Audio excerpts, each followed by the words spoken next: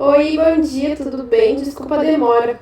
Eu acredito que as aulas que você perdeu, essa aqui seja uma de maior importância para a tua formação de avaliação nutricional. A aula de antropometrias e dobras, que você perdeu a aula prática, a gente vai repetir a ano que vem na nutrição esportiva, então fica despreocupada. E a aula que foi essa semana foi exames bioquímicos, né? Então que você também tem bastante conhecimento. Então, a aula de maior importância para a avaliação nutricional é essa de avaliação clínica e funcional. Mas o que é a avaliação clínica e funcional? É quando tem alguma alteração no equilíbrio de nutrientes, micronutrientes, macronutrientes. Ela pode ter efeito nos compartimentos corporais, por exemplo, ganho de peso, diminuição de peso, tá? Então, normalmente o paciente aí ele vai desnutrir ou ele vai estar com excesso de peso, obesidade ou algumas anormalidades em questão à densidade corporal. E pode também ter alterações funcionais, né? Tais como diarreia, refluxo gastrointestinal, náuseas e vômitos, entre outros. Dos parâmetros que o nutricionista ele pode avaliar, né, que ele precisa avaliar para ter uma avaliação nutricional completa, é o exame físico, é o exame do toque, né? A gente usa quatro sensoriais, então a gente vai utilizar a inspeção, a gente vai utilizar a palpação, a ausculta e a percussão.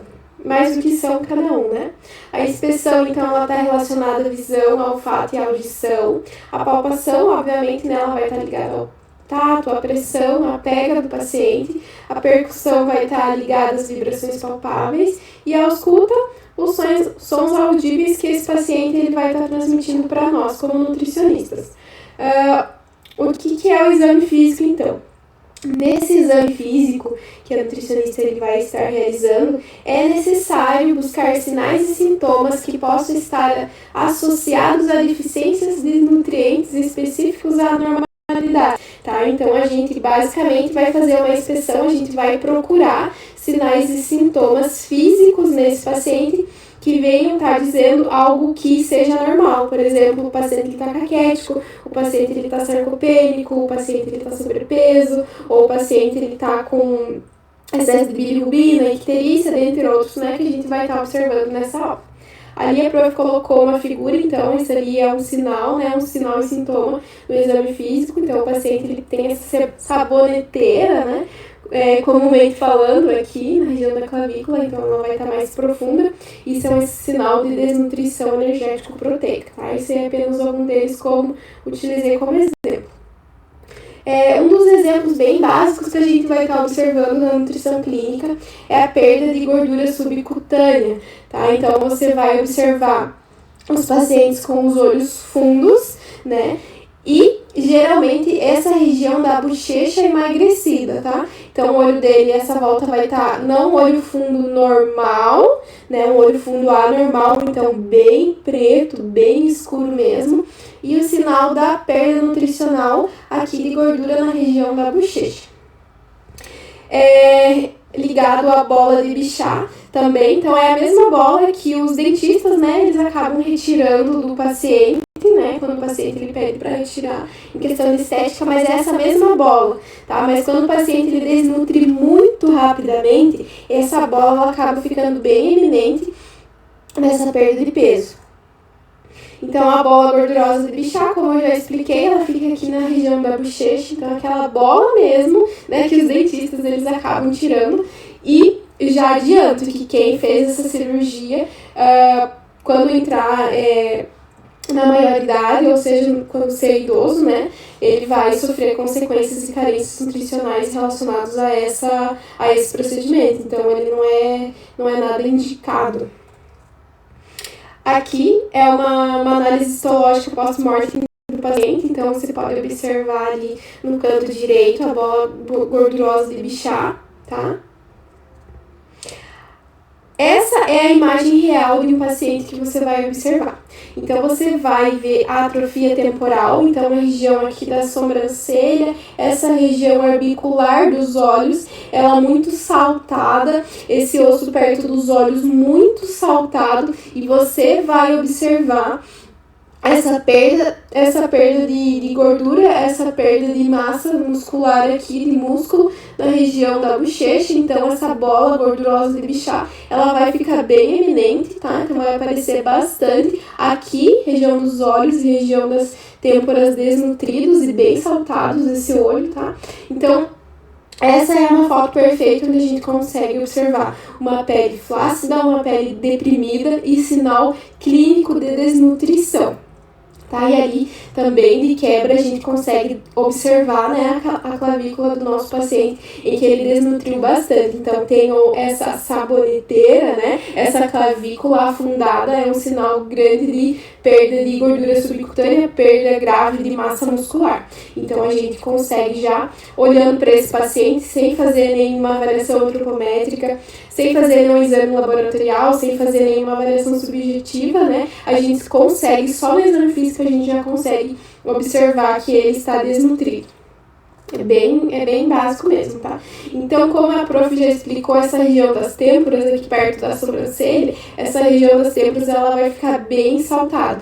Aí você olha, observa a foto ali do idoso, onde essa região das têmporas, ele tá bem saltado, o olho dele, ele tá bem no fundo, e não sei se você consegue observar ali, que também é a bochecha, ó, que ele teve a perda dessa gordura subcutânea, e é um sinal grave e um sinal do exame físico de desnutrição.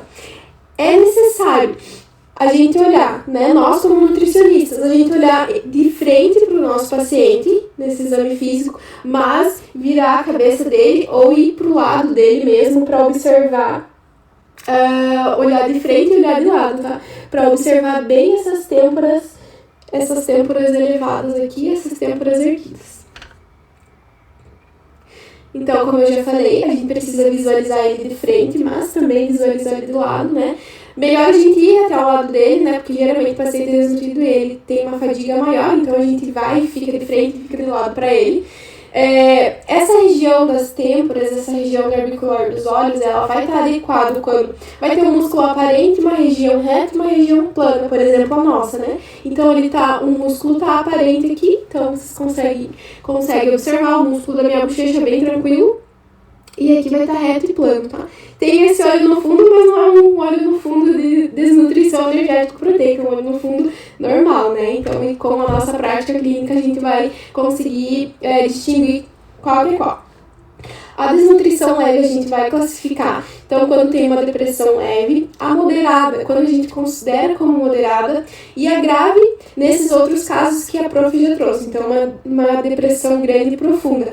Prof, tem algum parâmetro em que eu consigo observar qual que é a leve, qual que é a moderada e qual que é a grave? Não. Né? Infelizmente, a gente não tem um parâmetro que a gente consiga... falar, olha, então é nesse estágio que é leve, nesse estágio que é moderado e nesse estágio que é a grave. Então, cada nutricionista, né, conforme a sua prática clínica, ela pode estar observando de uma maneira diferente ou outra. Então, a gente, infelizmente, não tem uma padronização e já te digo, né, antes que cada nutricionista vai falar de uma forma, cada nutricionista vai falar de uma maneira. Por isso que ele é um sinal qualitativo, tá bom? Ele é confiável sim, mas muda muito de avaliador para avaliador. E a experiência também, ela conta muito, né? Geralmente a gente consegue classificar muito quando é desnutrição grave, mas quando é leve e moderado, daí a gente já tem discussões entre um avaliador e outro. Outra perda, né, que a gente vai observar no exame físico do nosso paciente é a perda de gordura subcutânea e a perda de músculo da região desse músculo do polegar aqui, ó, que eu tô mostrando pra você. Aqui. Então, quando ele tá muito fundo, né, então se você pegar na tua mão, você vai observar o nosso músculo aqui, né, a gente observa o nosso músculo. E o paciente desnutrido, ele vai ter essa perda muscular na região adutor do polegar, tá? Então, ele vai ser bem afundado aqui.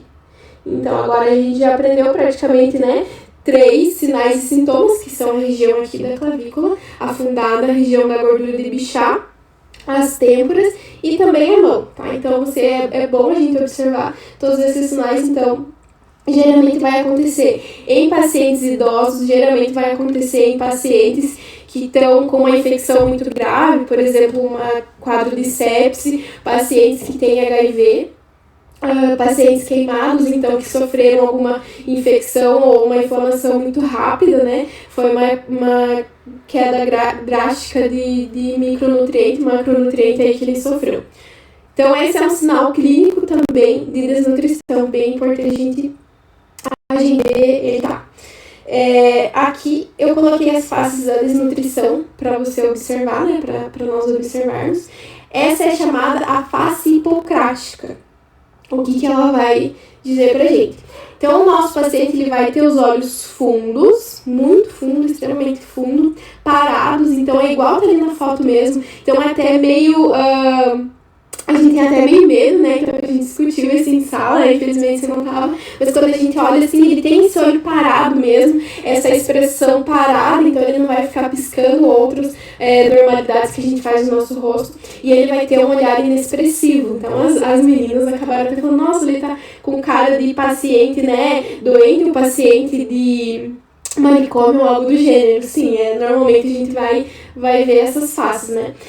O afinamento do nariz, tá? Então, ele vai ter o afinamento do nariz e esses lábios adelgaçados, tá? Então, lábios finos, extremamente finos, então o rosto parado, assim, de uma forma misteriosa. Lábios finos, o afinamento do nariz, os olhos muito fundos. Eles quase sempre vão estar recobertos de suor, tá? Não está frio ou algo do gênero, eles vão sempre estar recobertos de suor.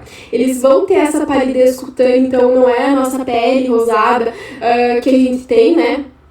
Que indica que a nossa saúde, né? Algumas coisas algumas coisas estão aptas, estão adequadas, mas eles vão ter essa palidez, então eles vão estar extremamente brancos, né? E se eles têm a pele negra também, eles vão estar mais brancos, né? O rosto deles, e eles vão ter esse rosto afilado, esse rosto mais fino. Geralmente acontece isso quando eles passaram por um trauma muito grande, um trauma energético proteico muito grande.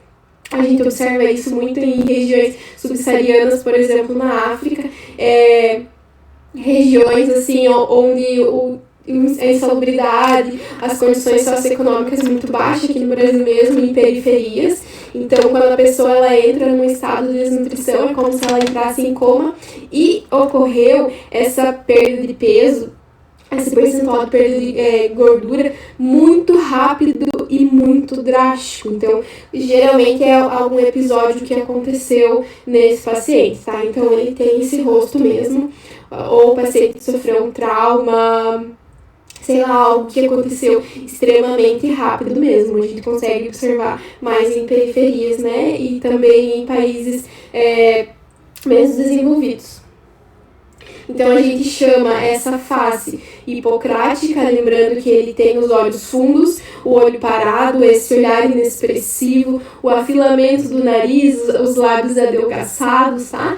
Então, você vai observar, na hora, você vai observar que é uma face de desnutrição hipocrática. Não tem como, né? A gente olhando assim, a gente já vai designar essa face de desnutrição hipocrática. Outro aspecto que a gente precisa avaliar, né, que a gente precisa avaliar fisicamente, a gente precisa observar no nosso paciente, são os olhos. Então, quando ele tem círculos escuros na região orbicular dos olhos, tem uma depressão muito grande e a pele está muito solta, extremamente flácida, né, caracterizado como um olho fundo muito profundo, também ela é denominada como uma desnutrição energético-proteica. Geralmente, você vai observar também em pacientes com HIV, tá? Geralmente você vai observar pacientes com HIV, ele tem esse olhar de desnutrição. Aqui, né, como eu já expliquei para você, os músculos do tórax, do pescoço, a região da clavícula. Então, esses ossos que a gente tem aqui, eles vão estar muito saltados, tá? Então, ali na primeira imagem você consegue observar aqui de um idoso, né, e aqui a gente já consegue observar o tórax. Então, a gente consegue olhar os ossos do tórax saltados, então isso é um sinal clínico grave de desnutrição. Aqui, aquela imagem que eu já mostrei anteriormente. E aqui eu coloquei uma imagem, né, de uma criança que está desnutrida e ela fica exatamente dessa maneira, é bem triste quando a gente observa isso. No Brasil, já adianto que tem muito mesmo, principalmente em regiões de periferia.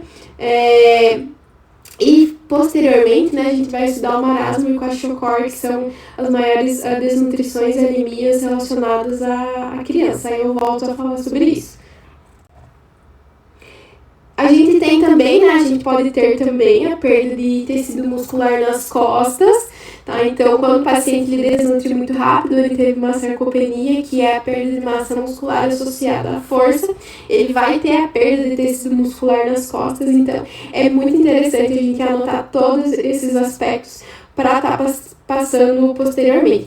A gente vai utilizar isso muito na saúde pública, né? Já adianto para você, a gente não utiliza muito na prática clínica, né? Uma clínica de sobrepeso, obesidade, a gente não vai utilizar isso muito, mas a gente utiliza extremamente isso nas visitas clínicas, nas visitas domiciliares, né? Quem quer trabalhar com gerontologia e quem quer trabalhar na saúde pública, a gente observa muito esse exame físico, esses aspectos. A gente também consegue observar a perda de gordura subcutânea na região dos tríceps e dos bíceps. Então, aqui, lembrando que é o bíceps em cima e aqui o tríceps embaixo, tá? A gente vai ver esse músculo flácido, então, só no pegar a gente vai observar, né? Quando a gente vai fazer o exame das dobras cutâneas, se for necessário, que ele vai estar muito flácido e vai estar muito descolado, tá? Então, isso também é um sinal clínico de desnutrição.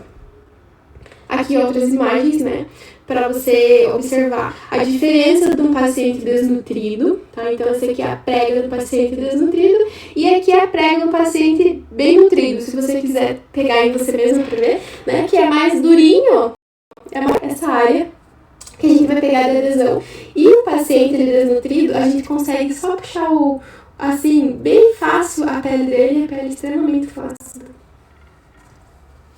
A perda de tecido muscular a gente vai estar observando também no joelho, né? Então, esse joelho, ele fica bem desnutrido, então você consegue observar aqui na primeira imagem, tá? Então, a gente tem essa profundidade no joelho aqui. E na segunda foto é o nosso joelho normal, que é um joelho bem nutrido, tá? Então, um joelho maiorzinho, né? E aqui é um joelho mais profundo, tá? Então, tem uma depressão grave. Panturrilha, eu sempre vou falar, né, que a panturrilha é um dos maiores indicadores que a gente tem hoje para trabalhar no público idoso. A gente consegue observar quando a pessoa tem desnutrição, a gente já consegue caracterizar desnutrição ou depressão grave somente na panturrilha. Se a gente tiver a panturrilha, já é um ótimo parâmetro e um ótimo indicador, tá? Então, se o paciente ele tem essa perda de massa muscular na panturrilha, então menor que 30, já é caracterizado como desnutrição. Então aqui eu coloquei a panturrilha de um paciente desnutrido e aqui a panturrilha de um paciente bem nutrido. Outro aspecto que a gente precisa observar também é a avaliação da pele, né, do nosso paciente. Ele vai estar adequado quando a gente tem uma cor uniforme, lisa e com uma aparência e cor saudáveis. Quando o nosso paciente vai ter descamação, seborreia nasolabial, é um indicativo de deficiência vitamínica, principalmente de deficiência de vitamina A e de zinco. Então aqui a prof colocou uma foto de seborreia nasolabial, a gente observa muito, parece uma queimadura mesmo, sabe? Parece quando tira com a cera, fica aquelas bolinhas e pipoquinhas, é a mesma aparência, tá? Mas isso a gente chama de nasorreia nasolabial. Dói muito, tá? Então essa é uma avaliação da pele que a gente vai fazer. Os pacientes que têm deficiência de micronutrientes, geralmente eles têm seborreia nasolabial. É muito comum, né? Vamos começar a observar esses pacientes na rua, em qualquer lugar, a gente consegue observar que eles têm mesmo, é bem comum essa seborreia nasolabial. E a ictiose, parece que a pele, como se fosse uma cobra. É uma pele extremamente seca. Então você vai ver aqui, ó, na segunda imagem, parece uma descamação, essa pele seca, essa pele fica um aspecto meio rígido, um aspecto meio até ruim de pegar, né? Então a gente já consegue observar essa ictiose no nosso paciente, somente com a avaliação da pele. Petequias e púrpuras, tem muito, né? Inclusive a minha avó tem petequia e púrpura. O que é petequia, então? É um sangramento de pequenos vasos sanguíneos, e a púrpura, ela é semelhante a uma petequia, mas ela tem uma área de dimensão muito maior, tá? Então esse diâmetro dela vai ser aumentado. Então a petequia, então você vai ver aqui, ó, esses vasos sanguíneos, tá? Então esse derramamento sanguíneo aqui, principalmente nos braços e nas pernas. E aqui a púrpura, que é uma petequia mais envelhecida, né, maior também. É bem comum a gente observar. A gente acha que é alergia, mas não é alergia, isso aqui é deficiência de micronutrientes. Então petequia e púrpura. Saúde pública é muito comum a gente encontrar pacientes com petequias e púrpuras, tá? Vitamina B3, que é a niacina, eu coloquei o amendoim, não foi de propósito ali, né? Eu coloquei para lembrar de onde que vem a fonte de vitamina B3, que é a niacina, então vem de amendoim, castanha, nozes, amêndoas, né?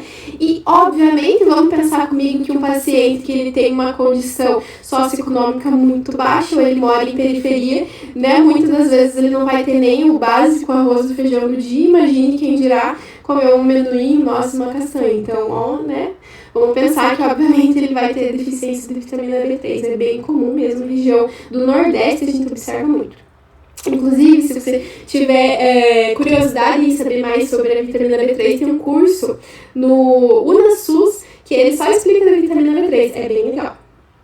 Então, o que acontece quando o paciente ele vai ter carência dessa vitamina? Ele vai ter uma pigmentação escurecida na pele e vai ter uma descamação nessas áreas se essa área for exposta ao sol, tá? Então, meu Deus, como que eu vou observar isso, prof? É também chamado de pellagra, tá? Então, um nome comum dessa vitamina, da deficiência de B3, da niacina, é chamado de pellagra. Então, você vai observar, parece uma queimadura, né? Então, aqui nas mãos, e esse descamamento, sem exposto ao sol, parece uma queimadura aqui nas mãos, e normalmente é nas extremidades, então nas mãos, nos pés, né? E aqui é um outro caso, a primeira foto é um caso mais grave, então parece que tá nas mãos, aqui perto do pescoço. Pacientes morador de rua também tem muito, né? Eu já adianto para você, morador de rua tem muita deficiência de vitamina e a gente consegue observar claramente olhando nele, no exame físico, só olhando nele, né? Na avaliação subjetiva, que quando a gente só olha, a gente já consegue observar todas essas deficiências. E normalmente a gente entra com uma suplementação de B3 aqui. Alguns casos, né, podem levar a óbito porque sente muita dor. Uma dor parece que tá queimando, né? Eu, pessoalmente, eu vi assim só em morador de rua, mas eu a fazer uma avaliação física do paciente assim, nunca fiz. Mas eu já vi em morador de rua. Icterícia, que você conhece, né? O que é icterícia? Então, é a cor amarela da pele dos olhos, decorrente do excesso de bilirrubina. Então, a icterícia, né, eu vou passar rapidinho porque você já sabe isso, né, com certeza, acredito que saiba até mais que eu, né, a icterícia. Então, ela vai ter um aspecto de uma pele amarela e do olho amarelo também. Então, se o paciente, por exemplo, você vai lá na saúde pública que o paciente tem icterícia, é super importante você anotar, tá? Super importante mesmo. Edema. Então, na avaliação física que a gente observa se o paciente tem edema, às vezes ele nem sabe que tem edema, então eu já peguei pacientes assim, que foi na clínica que eu trabalhava, que era uma clínica particular de emagrecimento, era uma franquia, e ela tinha edema e ela não sabia. Ela achava que era normal do excesso de peso, tá, da obesidade. E só de eu pegar, eu vi, afundou meu dedo, assim, ficou as marquinhas no meu dedo, e ela tinha um edema gigante, tá? Então, é necessário a gente observar minimamente tudo do nosso paciente. Então, aqui um pé demasiado e aqui também um outro pé demasiado. A gente observa muito. É bem comum o edema, né, em todas as populações. Não interessa a classe social, né, mas o edema está presente basicamente em tudo. E a gente vê quando a pessoa tem a pressão arterial muito descontrolada, que normalmente ela também tem o edema. Lembrando que quando a pessoa tem edema, a gente precisa descontar o peso dela atual, né, o peso que ela tem na balança, menos o edema lá naquela tabela, tá? Então, quando ela tem o edema do corpo inteiro, que, né, a gente chama de anasarca, a gente desconta de 10 a 12, ou de outros membros a gente vai, conforme vai observando lá naquela tabela, e vai diminuindo. Região periorbital, então aqui nos olhos ainda, tá? Então, vai voltar a falar dos olhos. O paciente ele pode ter chantelasma quando tem um acúmulo de depósitos de gordura na pele, e isso pode acontecer de uma dieta hiperlipídica, então com maior excesso consumo de lipídios, gorduras saturadas, tá? Ou também ele tem alguma deficiência, ele vai ter alguma deficiência de fígado, ele vai ter alguma deficiência de pâncreas, também pode ocasionar, tá? Nas lipases pancreáticas ou algo do gênero, ou se ele toma Orlistat, tá? Então ele também vai ter esse chantelasma. É importante a gente observar, né? Porque o Orlistat, se eu não estou enganada, mas você deve saber melhor do que eu, né? Que o Orlistat ele causa uma deficiência na lipase pancreática, né? Não sei se é um acúmulo ou um excesso, é algo do gênero assim. Então, o chantelasma, ele é importante, é um indicador da doença hepática devido à dificuldade no metabolismo de lipídios, tá? O que é o chantelasma, então? Aqui no olho você vai observar esses depósitos de gordura, então essas regiões amarelas aqui é gordura, né? Então, às vezes, aqui a gente já consegue observar uma doença no metabolismo de lipídios muito grave. E já adianto, quando o paciente tem chantelasma, a gente tem que fazer uma dieta bem restrita em questão aos lipídios, tá? Então, uma dieta hipolipídica. Mancha de Bitot. Mancha de Bitot é uma carência de vitamina A. Então, ela vai ter essas manchas brancas aqui, que pode ocasionar a cegueira noturna. Uma aluna perguntou para a cegueira noturna é só à noite? Não. Eles falam cegueira noturna, mas a pessoa pode levar a cegueira total dos olhos, né? Que é um quadro irreversível, que a pessoa não enxerga mais mesmo. Ela é chamada de cegueira noturna porque foi conhecida por esse nome, mas ela não é só à noite, né? À noite ela prejudica mais a visão da pessoa, mas também durante o dia ela também vai prejudicar. E você vai observar essas manchas brancas no canto do olho, tá? Deficiência de vitamina A, que pode ocasionar cegueira noturna. Isso é bem questão de concurso público, tá? Então, o paciente apresentou mancha de Bitot na região do olho, também comumente conhecido como cegueira noturna. Essa é uma deficiência de vitamina A, vitamina A e B, vitamina C, vitamina B6, né?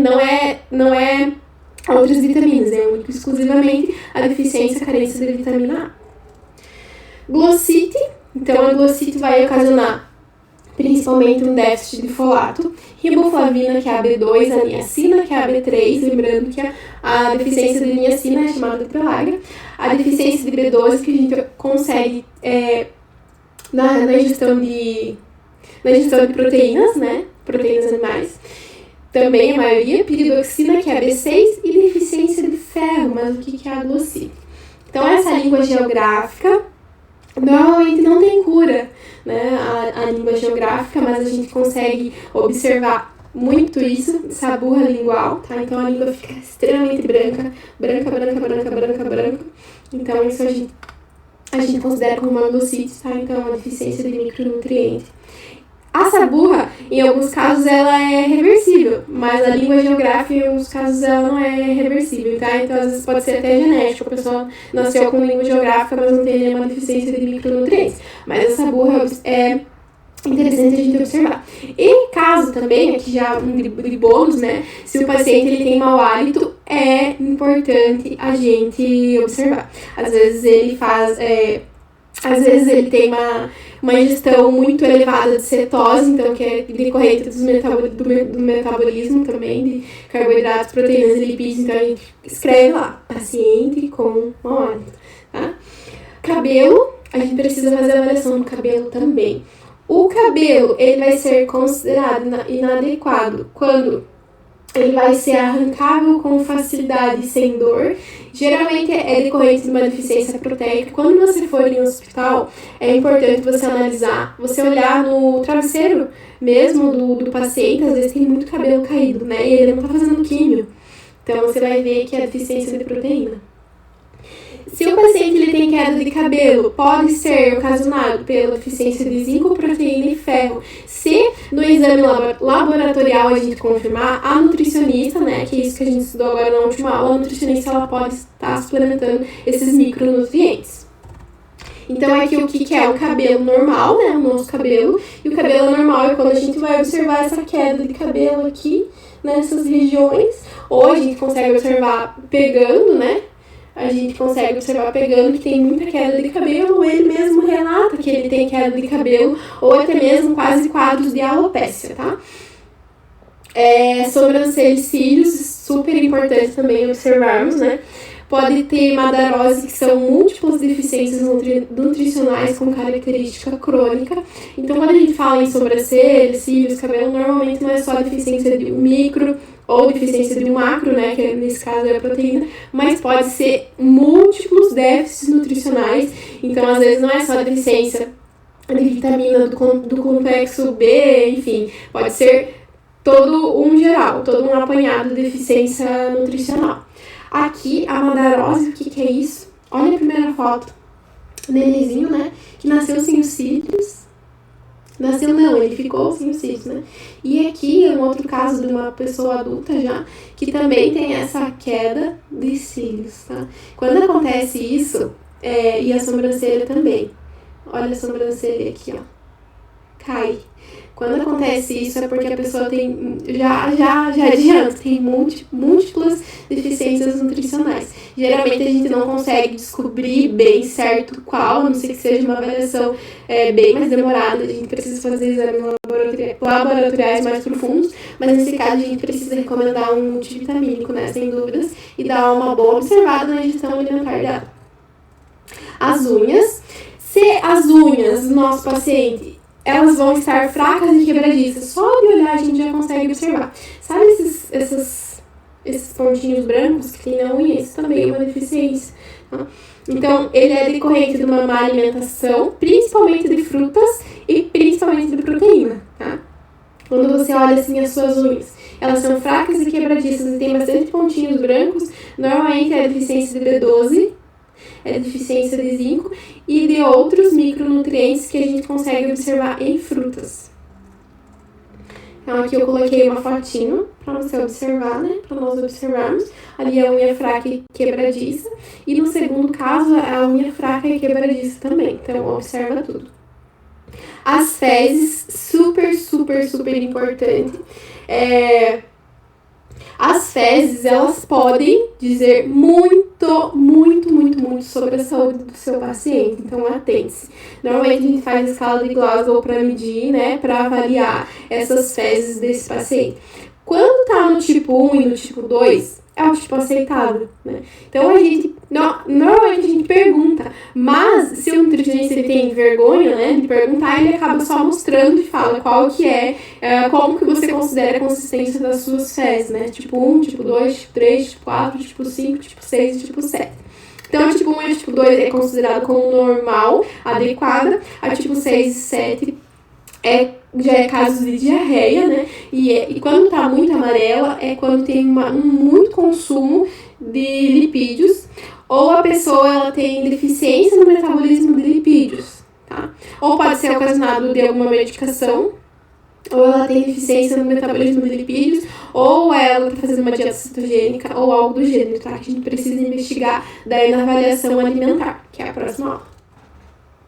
Então, quando é considerado uma fezes ideal, né? Quando ela é bem formada, ela é hidratada, ela sai com facilidade e com aspecto de uma banana marrom. E quando as fezes ela fica muito tempo no nosso colo, ela fica muito tempo lá no nosso bolo fecal, ela sai em formato de bolas secas. Aí, o que você vai perguntar para o paciente? Você vai ao banheiro, né? Daí depende se o paciente ele tem nível de instrução baixo ou se ele tem nível de instrução alto. Então, a gente precisa utilizar palavras que eles também entendam no vocabulário, né? Então, você faz cocô com facilidade? Ou como que é a tua ingestão? Quantas vezes você vai no banheiro defecar? Ou algo do gênero, né? Aí você pergunta, quantos minutos você demora? Aí eu demoro 15 minutos. É anormal. Totalmente anormal. Eu demoro 2 minutos. Normal. Sai com facilidade ou você precisa fazer força? Eu preciso fazer força. Então, é anormal. tá? Então, esse tipo de coisas na prática clínica você vai, com a tua experiência, com a experiência, né, que a gente vai tendo no decorrer dos anos, a gente vai observando quais são os sinais normais e quais são os sinais anormais. Eu já peguei pacientes assim, eu vou no banheiro uma vez por semana defecar. Eu vou no banheiro 2 vezes por dia defecar. Bem normal. 3 vezes por dia é bem normal. Mais de 3 já não é normal, tá? Então a gente já pode investigar um caso de diarreia. Aí a gente já observa, né? Depois a gente vai aprendendo, né? Essa é a aulinha só de avaliação nutricional, mas depois a gente vai aprendendo. O paciente, ele tem muita diarreia ou ele tem muita constipação, aí a gente suplementa fibra, mas isso com certeza a gente vai estudar nas próximas aulas. Então, caso 1 e caso 2, então quando as fezes são normais, que a gente fala de obstipação normal, tá? Então a pessoa, ela acaba tendo a defecação normal, é isso que a gente espera do nosso paciente, um paciente bem nutrido e saudável, com fezes normais. Obstipação, consistência normal. A tipo 5 é bem controversa, a tipo 5, tá? Então, a tipo 5, ela pode ser considerada consistência normal ou anormal, aí você que vê. A tipo 1 ali, a tipo 1 é quando o paciente está constipado, então quando dói, quando tem caso de hemorroida, quando tem muita dificuldade, fica muito tempo fica muitas fezes no colo dele. E a tipo 6 e 7 é considerado como diarreia. Aí a gente pode mostrar a escala de Bristol para ele.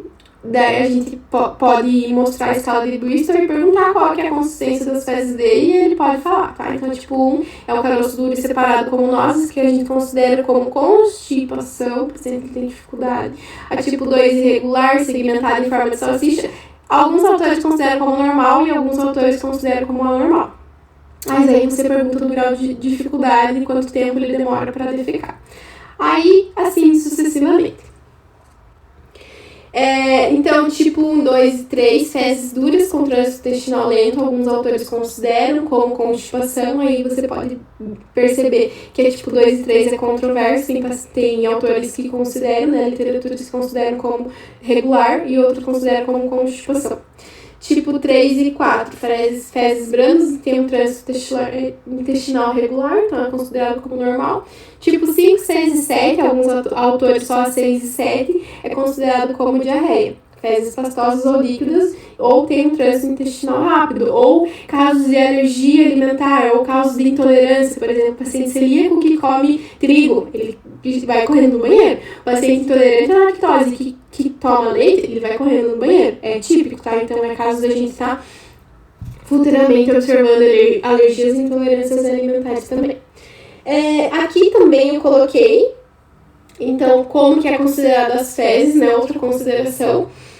E como que a gente vai classificar, então, a primeira que é formato de pedrinha. Então, uma dieta pobre em fibras e água, sedentarismo, sensibilidades alimentares, congestão hepática. Aí são casos que a gente vai avaliar caso por caso. Tá? É interessante você ler ali o que cada um é considerado e classificado, para futuramente a gente conseguir classificar bem certinho e fazer uma anamnese completa do nosso paciente. Aí você vê, por exemplo, as fezes, ele vai ter com restos alimentares, ele vai ter uma mastigação, ou uma mastigação muito rápida, ou ele vai ter uma má digestão, ou ele vai ter uma fraqueza do trato gastrointestinal. Se ele tem fezes esverdeadas, ele vai ter excesso de clorofila, ele vai ter problema na conversão da bile. Se ele tiver fezes com sangue, ele nunca vai falar com sangue, tá? Ele vai falar umas fezes escuras, bem negras assim mesmo, bem escuras. Tá? E isso é considerado fezes com sangue. Aí a gente pode futuramente estar observando uma hemorroida, né? Investigando casos de hemorroida, sangramento gástrico, pacientes que têm câncer coloretal que não é diagnosticado ainda.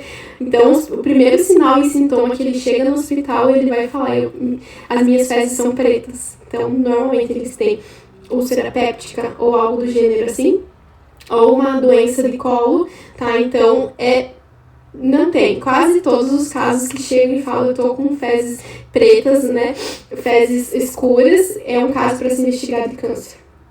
Fezes muito claras, então é fezes com gordura, que também a gente vai utilizar posteriormente. E se a pessoa tem fezes com odor muito fétido, que ela reclama que o odor dela é muito fétido, um cheiro muito ruim, né? Então ela tem má digestão, alto tempo do trânsito intestinal, ela tem alguma infecção, bem importante, ou ela teve alguma intoxicação alimentar recente. E eu vou explicar também sobre a avaliação subjetiva global, tá? Então logo eu faço a aula e te envio aí. Então, um beijo e melhoras!